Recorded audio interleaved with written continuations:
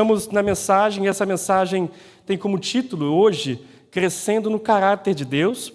Você se lembra que a mensagem de domingo passado foi Crescendo na Graça e no Conhecimento de Deus? E a frase que eu trouxe como uma afirmação é: crescer é um imperativo de Deus. Eu quero falar com você. Você pode falar comigo? Crescer é um imperativo de Deus. Ok? Imperativo, né? Ele é uma ordem de Deus para seus filhos. Então, o crescimento deve ser natural, porque tudo que é saudável cresce. Correto? Você viu o seu filhinho pequenininho e ele se desenvolveu, você alimentou, deu leite, depois comida sólida, ele se desenvolveu, cresceu saudável. Você que já é papai e agora você talvez que seja vovô, vovó. Você tem visto o desenvolvimento de seus filhos, de seus netos, isso é maravilhoso, é natural, porque tudo que é saudável cresce.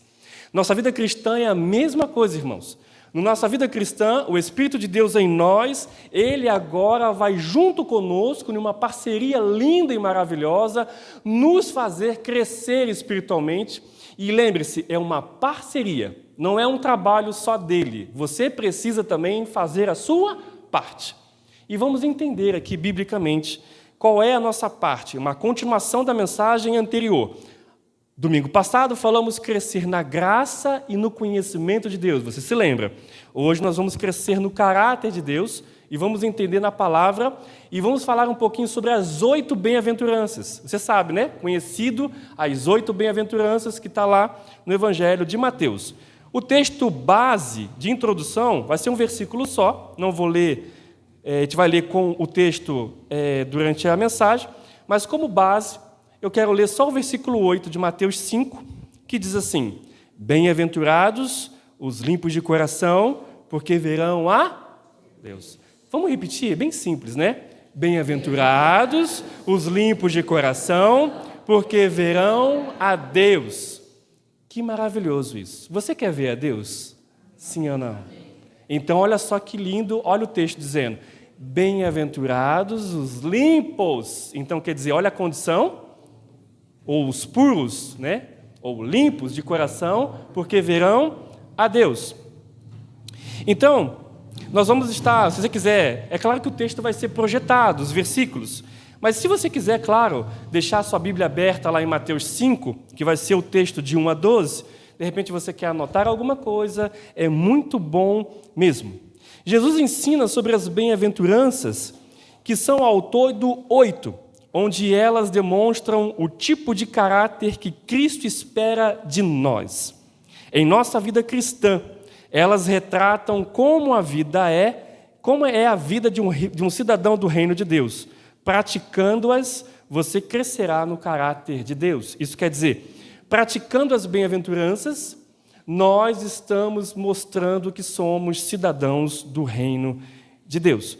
Mas antes, eu escrevi aqui para não esquecer, e também te ajudar nesse ensino, de que bem-aventurados tem um outro sinônimo. Se eu fosse tirar a palavra bem-aventurado, essa palavra composta, bem-aventurado, eu poderia substituir por outra palavra. Qual é mesmo? Feliz. Obrigado, irmã. Obrigado, irmãos. Felizes. Legal. Talvez você não saiba, mas quando você vê lá bem-aventurados, você poderia trocar essa palavra por felizes são. Poderia dizer, então, esse versículo que a gente leu: felizes são os limpos de coração, porque verão a Deus. Você entendeu, né? Então, toda vez que a gente lê as 8 bem-aventuranças e eu falar bem-aventurados, você vai ver, felizes são os limpos de coração, porque verão a Deus, felizes são. Ok. Mas vamos falar também de caráter, porque o tema é crescendo no caráter de Deus. Olhando o dicionário, Aurélio, né, ele vai qualificar caráter como é a qualidade inerente do ser humano, é o seu modo de ser, é o conjunto de traços, o conjunto de suas qualidades boas ou mais, que determinam sua conduta, é a sua índole, é o seu temperamento, é a sua natureza. Isso mostra o seu caráter. Veja, e quando nós somos cristãos, quando naquele dia que você ouviu o Evangelho, e o Espírito Santo entrou na sua vida, ele regenerou você, amém? Ele não só melhorou, ele não melhorou. Ele não só colocou um remendo, na verdade, ele fez tudo novo. Você não é mais aquele ser antes de conhecer a Cristo. Quando Cristo entrou na sua vida, o seu ser foi regenerado. O Espírito Santo gerou algo novo em você. Agora ele deseja instruí-lo para que você cresça, e o grande objetivo do crescimento do cristão é se parecer com quem mesmo? Amém, aleluia. Então você entendeu a mensagem. O crescimento do cristão é para que você se pareça a cada dia com Jesus. As pessoas que convivem com você, família, amigos de trabalho, as pessoas que andam com você, quando elas olham para você, pelo seu jeito de falar, pelo seu jeito de pensar, pelo seu comportamento, elas estão vendo Jesus em você? Essa é a pergunta que você deve responder a você mesmo. Porque esse é o filtro que você vai ter para dizer, estou crescendo ou não estou crescendo? Só você poderá responder isso, ok? Utilize essa mensagem para dizer, aonde eu estou agora nesse processo de vida cristã? Estou me desenvolvendo como Ele espera? Ou estou estagnado? Parado? Então pense, é propósito de Deus que você cresça. Novamente eu vou dizer a afirmação, crescer é um imperativo. Isso quer dizer, não é uma opção, é uma ordem de Deus. Sabe por quê, irmãos? Vou dizer para você rapidinho, antes de entrar nas bem-aventuranças. Lá fora, quando eu digo lá fora, fora do ambiente cristão. Tem um vídeo muito antigo, que eu até postei há muito tempo, um vídeo, acho que é da primeira Igreja Batista de Curitiba, se eu não me engano. Eles fizeram uma pesquisa, eu achei muito interessante. É um vídeo muito antigo mesmo, mas deve ter no YouTube ainda, se caso você ainda não viu. Essa igreja fez com que vários jovens foram até as calçadas, a principal calçada, a calçada do centro de Curitiba, e fez 3 tipos de perguntas. Quem é Jesus para você? Aí muita gente, para não cristão, e muita gente respondia, 90% das pessoas que responderam quem é Jesus para você, falaram coisas boas. Puxa, Jesus é um cara legal. Jesus para mim foi o principal ser humano dessa terra. Só falaram coisas boas, legal. Mas aí perguntaram, quem é o cristão para você? Aí começou a decadência. Aí começou, o cristão é uma pessoa... Claro, são pessoas que, claro, a gente não pode generalizar, mas essa é a visão que eles estão tendo. O cristão hipócrita. O cristão é aquele que julga as pessoas. Aí eu fiquei pensando. E aí quando falou, e o que é a igreja para você? Um lugar de julgamento? Eu falei, nossa, mas que deturpação que essas pessoas estão tendo de quem é o cristão e do que é a igreja. Eu posso fazer uma pergunta para você? A culpa é de quem para eles terem essa opinião? A culpa é de quem? De Deus? A culpa é deles? A culpa é de quem? É nossa, irmãos. Devemos assumir isso e bater no peito. A culpa é nossa. E como é que isso acontece? Vou te mostrar bem rápido. O Espírito Santo ele está em você e ele tem o objetivo de transformar você na imagem e na semelhança de Jesus Cristo. A cada dia é um processo. Quando a igreja entende que Jesus ele é o meu Salvador e o meu Senhor, eu me submeto a isso. Veja, quando a igreja, entendendo, quando eu falo igreja, não é só o pastor, é todo mundo. Quando a igreja entende que Cristo é o cabeça e Ele é meu Salvador e o meu Senhor, e você entende qual é a sua parte no corpo, lembre-se que uns é dedo, outro é braço, outro é perna, é o corpo. Lembre-se que Jesus, a palavra diz que a igreja ela é um corpo, e nesse corpo você faz parte desse membro. E não existe um membro mais importante do que o outro.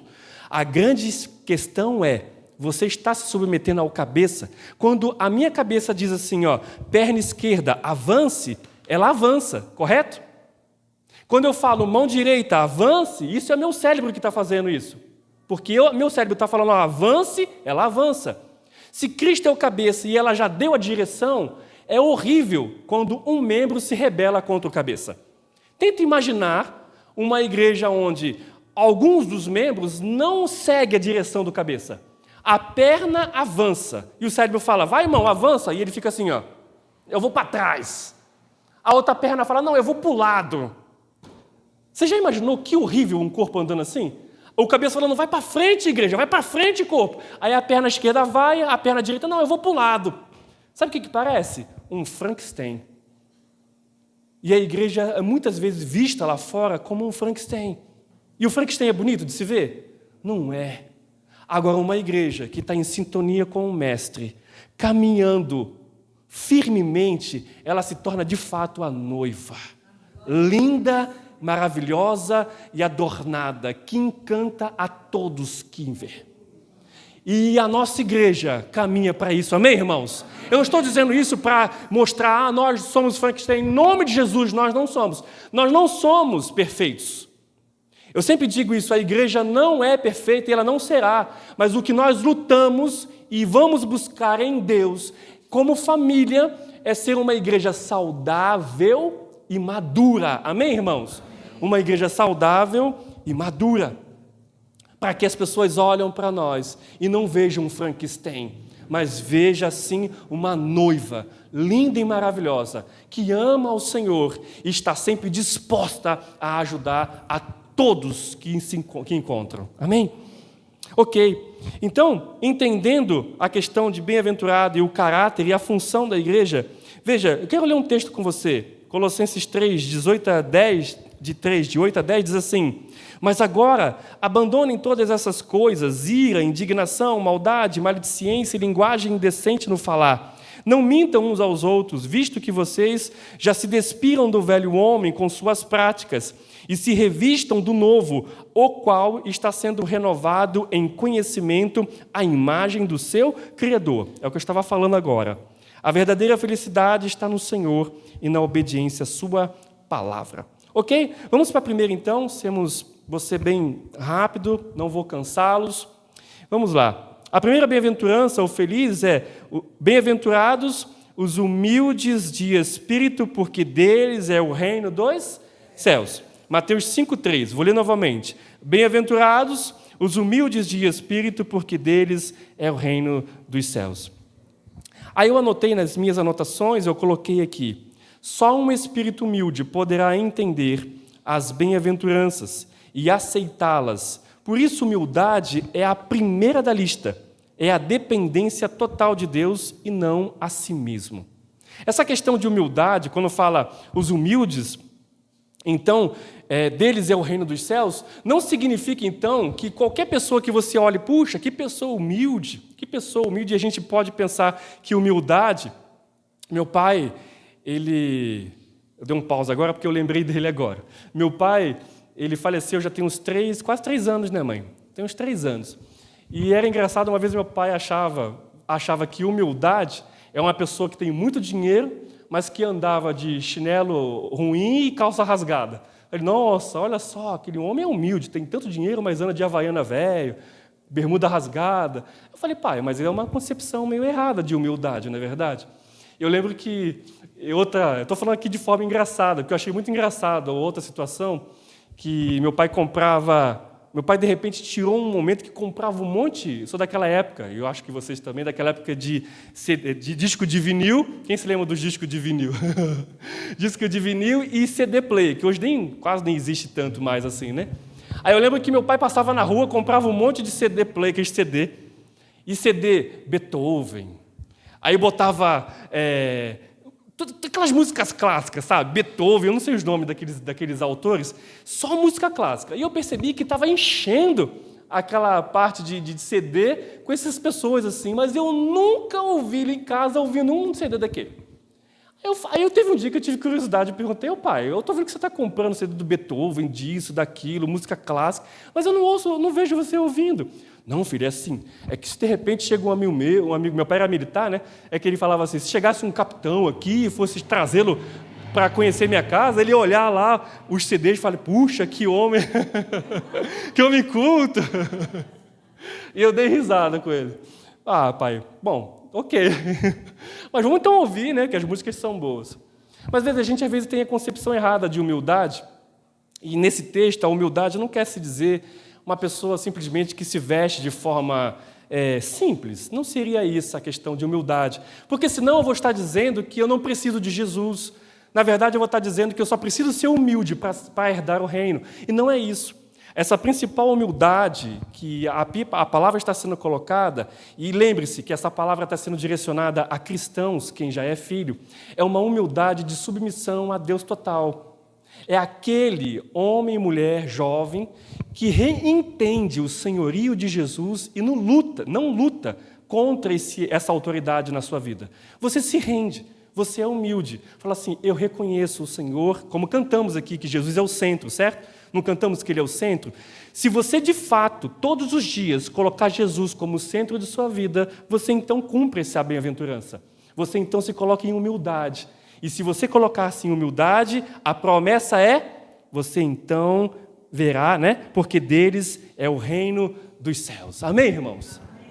É você falar, Senhor, eu me rendo a Ti. Lembre-se que quando você se converte, quando fala, aquele velho homem não morre totalmente. Você tem que matá-lo todos os dias. Você entende o que eu estou dizendo, né? Então esse velho homem sempre vai lutar contra a autoridade do Cristo que está na sua vida. Toda vez que você estiver no seu dia a dia, você tem que sempre se questionar, essa decisão que eu vou tomar, isso que eu vou fazer, isso está em sintonia com a vontade de Deus ou é desejo meu? Será que o que eu estou querendo fazer não está indo contra a vontade dele? Porque se fizer isso, você está se rebelando contra a autoridade dele. E aqui o texto diz, bem-aventurados, feliz é você quando você se coloca em humildade, porque o reino dos céus é para você. Amém? Essa é uma bem-aventurança de uma igreja que é noiva e não Frankenstein.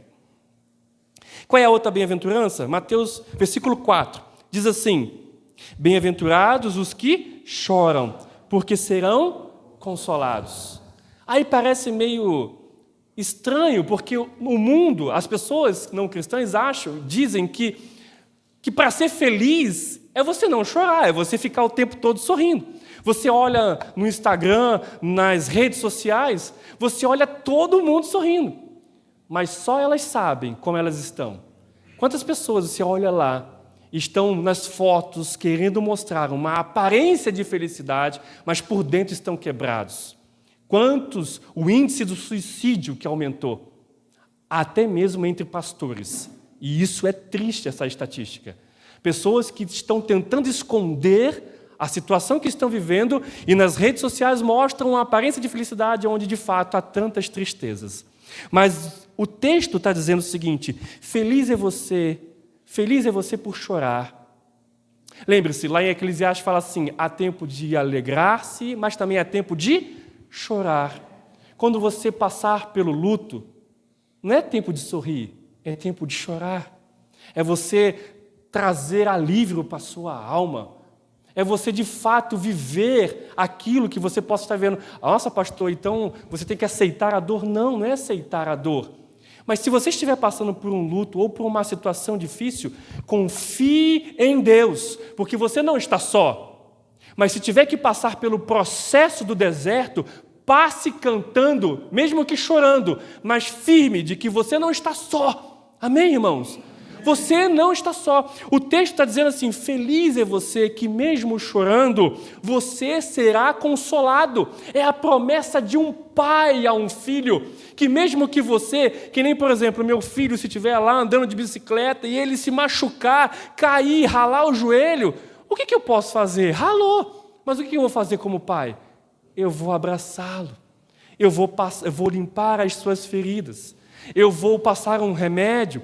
E ele vai ficar confortável. Por quê? Porque ele tem um pai, uma mãe que vai cuidar dele. O machucado vai estar lá, até sarar. Mas ele sabe que ele tem um conforto de um pai e de uma mãe.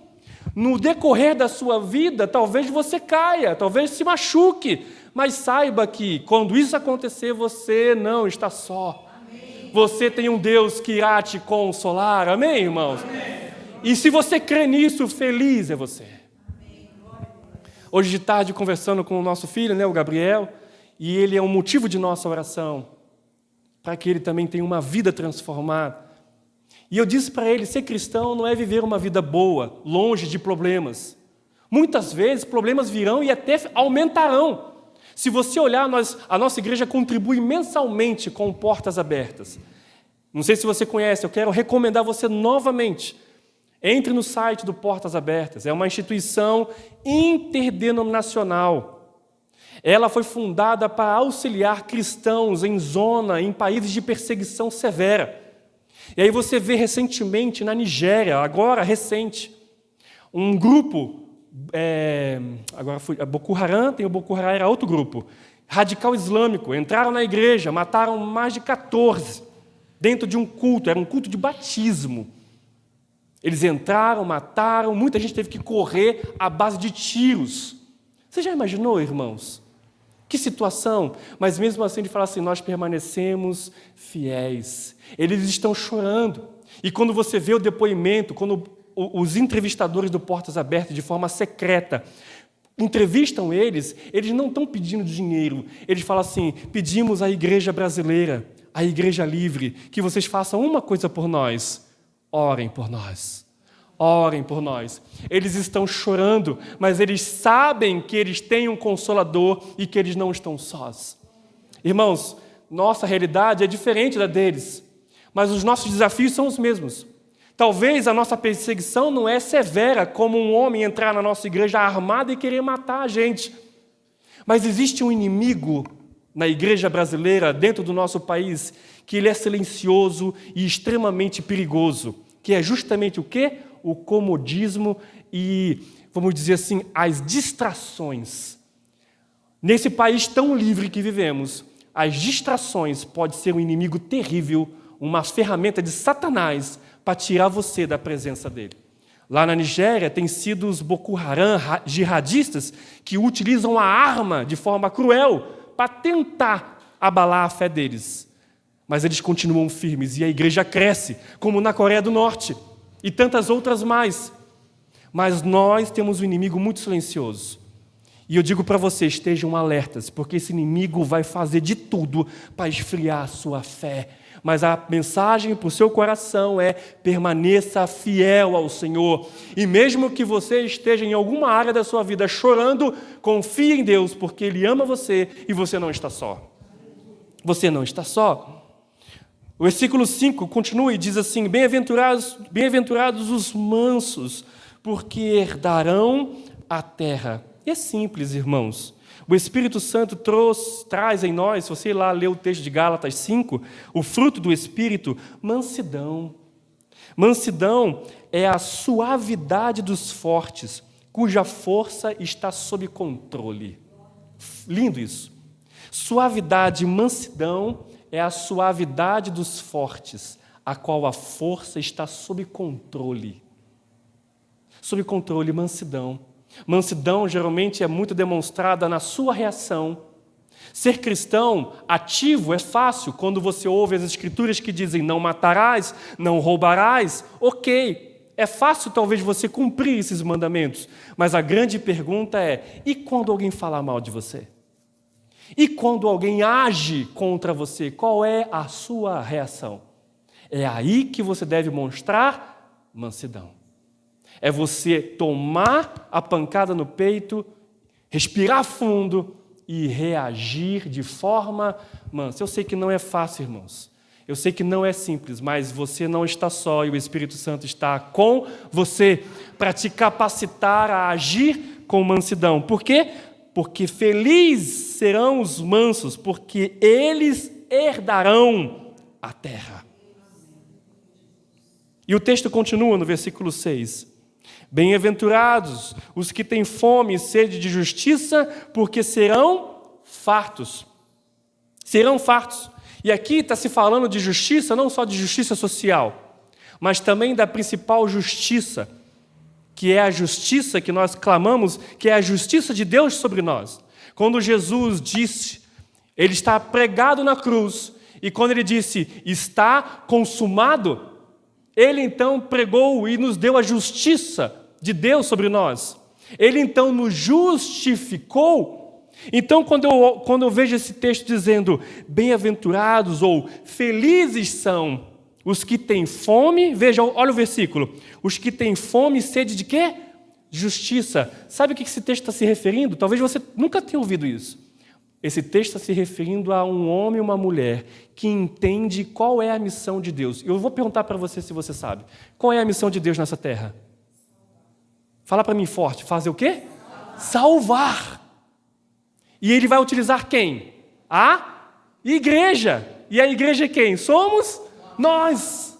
Ele está dizendo o seguinte: feliz é você, filho, quando você está no seu momento de oração, você tem fome e sede de ver o seu vizinho, o seu filho, o seu esposo, o seu amigo de trabalho convertido, para que a justiça de Deus alcance ele, alcance ela. Feliz é você quando você dobra os seus joelhos e ora: Senhor, eu peço a sua justiça sobre ele, sobre ela. Eu tenho fome de ver isso, de ver a sua missão sendo cumprida. Leva-me a agir assim. E o texto diz o seguinte: porque eles serão fartos. Eles verão isso. Tem uns salmos, né? O texto que diz, né? Feliz é aquele, né, que os seus pés... Como é que é os salmos? Bem-aventurado, né? É os pés que anunciam a palavra de Deus. Isso mesmo, obrigado, amor. Bem-aventurados é os pés, dos pés que anunciam a palavra de Deus. Novamente, vou citar um filme que eu gosto muito. São os pés, obrigado. Tem um filme muito antigo, que é um filme até de guerra também. Olha eu citando um filme de novo. Lágrimas do Sol, não sei se você já viu, né? Muito conhecido, né? Antigo, já vi um monte de vezes. Mas no final do filme tem uma frase que eu acho fantástica. Porque também essa justiça, novamente eu digo, é a justiça de Deus, mas também envolve justiça social. E essa frase do filme diz assim, ó: a única coisa necessária para o triunfo do mal é que os homens bons não façam nada. Veja, eu vou repetir para você. A única coisa necessária para o triunfo do mal é que os homens, quando eu digo homens, vamos botar homens, mulheres, nós, não façam nada. Uma igreja inerte não consegue mudar nada. E não é o nosso caso. Amém, irmãos? Então, que você seja um homem, uma mulher, famintos da justiça de Deus, porque a promessa é: vocês serão fartos. Vocês serão fartos. E o texto continua, versículo 7. Bem-aventurados os misericordiosos, porque alcançarão misericórdia. Novamente aqui o texto está dizendo: feliz é você que é misericordioso. Na psicologia tem um termo chamado de empatia, certo? Aonde você se coloca no lugar do outro. Mas a palavra de Deus é tão mais grandiosa que a palavra misericórdia, ela tem muito mais poder, muito mais força do que simplesmente a palavra empatia, porque a palavra empatia é só eu entender o que você está passando, mas ela é simplesmente um ato de simplesmente entender, mas não tem uma ação. Mas a misericórdia é eu sentir a sua dor. E o texto bíblico me leva que quando eu tenho misericórdia, é eu não só sentir a sua dor, mas eu me coloco à disposição de ser um alívio para você. Misericórdia é eu olhar a sua dor, sentir a sua dor e me colocar como um remédio para você. A misericórdia tem muito mais poder do que simplesmente a palavra empatia. E o texto diz assim: felizes são, ou bem-aventurados, os misericordiosos, porque também quando você precisar, você também será alcançado por ela. Amém, irmãos? Amém. A Bíblia diz, Salmos, às vezes eu cito, eu tenho uma memória de não guardar os endereços. E eu estou pregando, eu lembro daqueles salmos, se eu não me engano, que diz assim, que as misericórdias do Senhor se renovam a cada manhã. Quando você acordar pela manhã e abrir os seus olhos, lembre-se, talvez você não vai se lembrar de nada ou quase nada do que eu falei hoje aqui, mas quando você dormir e quando você acordar pela manhã, lembre-se desse versículo: as misericórdias do Senhor estão se renovando novamente sobre você. É Ele vindo até você e falando: eu estou aqui para ser um remédio para você. Levante-se, meu filho, e venha viver o seu dia na minha presença. Mas aí ele diz essa palavra de incentivo, essa palavra de força para você, mas ele vai esperar assim, ó: filho, quando você encontrar alguém, faça com essa pessoa o que eu estou fazendo com você todos os dias. Seja também misericordioso, porque a minha misericórdia te alcança toda manhã. Ok? E o texto diz isso. Sejamos então misericordiosos.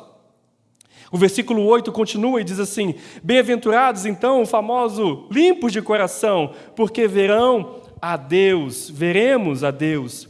Veja, esse texto está se referindo, veremos a Deus não só no presente, mas principalmente no futuro, porque senão eu poderia dizer, mas é uma contradição então bíblica, porque a palavra de Deus diz que eu não posso ver a Deus? Ok, realmente, eu ainda não vi Deus na sua essência, e nenhum olho o verá, mas o texto diz que Cristo, o Filho, Ele é a essência, Ele é a glória exata do Pai. Então esse dia futuro específico, quando eu e você estivermos lá, então sim, nós o veremos. Mas para isso devemos ter o nosso coração limpo. E essa limpeza não cabe a mim, cabe à ação do Espírito Santo em mim. Mas quando eu estou vivendo com Ele, claro, eu tenho uma pequena parceria nisso. E a parceria é simplesmente obedecer a sua palavra. Todo o processo de restauração, Cristo já fez por você. Você só precisa obedecer às instruções dele, só isso. Veremos a Deus tanto no presente como no futuro, e isso é uma experiência particular. Mas eu quero dizer também que quando nós, como cristãos, vivemos com o nosso coração limpo, além de viver uma experiência particular com Deus, o mundo vai ver algo maravilhoso em você. Quer ver outro versículo? Não sei se vai projetar. Hebreus 12, 14. Talvez projete aqui. Obrigado. 12, 14. Obrigado. Olha o que o versículo Hebreus 12, 14 diz. Você pode ler? Vamos ler juntos? Busquem a paz com todos e a santificação, sem a qual ninguém verá o Senhor. Talvez algumas pessoas pensem, ok, então eu tenho que buscar a paz com todos, eu tenho que buscar a santificação, então eu verei o Senhor. Não é isso que está dizendo. O texto está dizendo o seguinte: busquem a paz com todos, relacionamento. Santifique-se, purifique o seu coração. E o que vai acontecer? Então as pessoas ao seu redor verão em você Deus. É isso que o versículo está dizendo. Busquem a paz com todos e a santificação, porque sem elas, ninguém, não é você, ninguém que está à sua volta verá Deus. É isso que o texto está dizendo. Se você quer mostrar Deus para as pessoas, então o que você faz? Busquem a paz com todos e a santificação de um coração limpo. Então todas as pessoas que conviver com você, verá em você Deus. Amém, irmãos? Meu Pai. Lindo demais. Finalizando já, a 7ª bem-aventurança. Bem-aventurados, no versículo 9. Bem-aventurados os pacificadores, porque serão chamados de quê? Filhos de Deus. Se você é um filho de Deus, é uma filha de Deus, e se diz assim, então o texto diz que você é feliz por você ser um pacificador. Vou diferenciar uma coisa importante. Pacificador é diferente de pacifista. Pacifista é uma pessoa que aceita a paz a troco de qualquer coisa. Veja, tem aquelas situações que é muito divulgadas, e eu concordo, muitas vezes fala assim, em briga de casal ninguém se intromete. Não, se eu estou vendo um casal que está ali, o marido está agredindo ou fazendo algo terrível, eu tenho que me envolver. Você concorda comigo? Talvez sim ou não. Eu vou me envolver. Eu não vou deixar uma mulher talvez ser abusada, uma vizinha que eu sei que está sendo abusada, violentada, eu vou chamar a polícia sim. Sabe por quê? Porque eu não sou um pacifista. Eu quero paz, não quero ir, deixa rolar, já tenho meus problemas, deixa o problema desse casal aí. Não, eu sou um pacificador. E o pacificador cristão, muitas vezes, entra em guerra pela paz. Pela paz. Lembre-se que o cristão não é simplesmente uma pessoa boazinha que aceita a paz de qualquer jeito. Um cristão é a visão de um guerreiro, de um soldado, que ele tem a sua força sob o controle do Espírito Santo. Mas se tiver que entrar em guerra para defender o mais fraco, ele entra. Amém, irmãos? Amém. Isso é ser um pacificador. Pacificador não é um pacifista que aceita tudo e deixa tudo rolar. Pacificador é um guerreiro, um homem guerreiro, homem, mulher, valente, homem de guerra, valente. sendo controlado pelo Espírito Santo. E o texto diz, porque serão então meus filhos. Para finalizar, a última, bem-aventurados então os perseguidos, que diz o versículo 10. Bem-aventurados ou felizes os perseguidos por causa da justiça, porque deles é o reino dos céus. Nós vivemos em um país livre, talvez diretamente você não vive esse tipo de perseguição. Mas eu digo para você que mesmo num país livre, Brasil, se você viver literalmente todas as bem-aventuranças, essa oitava vai acontecer com você de forma talvez muito sutil. Perseguição no seu trabalho, talvez alguém que vai tentar fazer alguma coisa, ou alguém da família. Alguma coisa acontece, irmãos. Quando você começa de forma muito cheia do Espírito a invadir as trevas, de alguma forma você vai ser atacado. Mas aí o texto vai complementar, que quando isso acontecer, é para você se entristecer, é para você ficar enfurecido. O que Jesus disse? Se a perseguição chegar até você, ele fala uma palavra. Qual é? Alegrai-vos. Alegrai-vos. Alegrai-vos. Porque da mesma forma que Jesus sofreu perseguição e foi morto, da mesma forma eu, sendo perseguido, e talvez se eu for morto, que glorioso é estar igual a Ele. Amém? Porque a coroa da justiça nos será dada. Jesus, novamente eu vou só, uma outra observação que eu anotei, já vou concluir. Jesus não foi morto porque ele foi bonzinho. Guarde bem isso. Jesus não foi morto porque ele foi um homem bonzinho. Jesus foi morto e perseguido porque ele era para o sistema do mundo uma ameaça. Ele era uma ameaça para aquele sistema romano. Ele era uma ameaça para aquele sistema religioso farisaico. Ele era uma ameaça. E naquela ameaça mataram ele. Mas a morte não pôde contê-lo, amém? Porque ao terceiro dia ele ressuscitou. Ao terceiro dia ele ressuscitou e ele está vivo. E da mesma forma que eu e você, ao viver esse evangelho glorioso e poderoso, as pessoas às vezes vão olhar para você e vão enxergar você como uma ameaça. Talvez um ambiente, talvez de repente você está em um trabalho, e de repente, não estou dizendo que acontece, mas de repente você está num ambiente de trabalho e um setor desse trabalho, um setor corrupto, um setor de corrupção, e você é luz lá.